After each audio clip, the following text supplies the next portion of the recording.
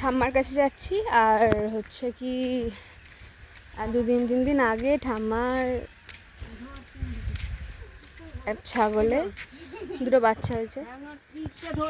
তো কতটা দুধ,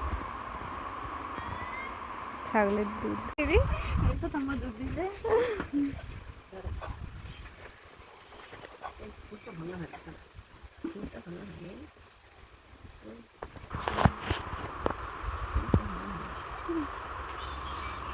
তোমার ডিম আছে ভাই কি দিয়ে ভাত খাবে?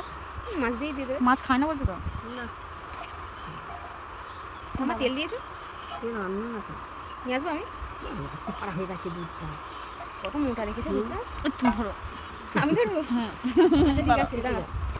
আমি খাই না, আমি তো খাই না। আমি ভাত নিই না।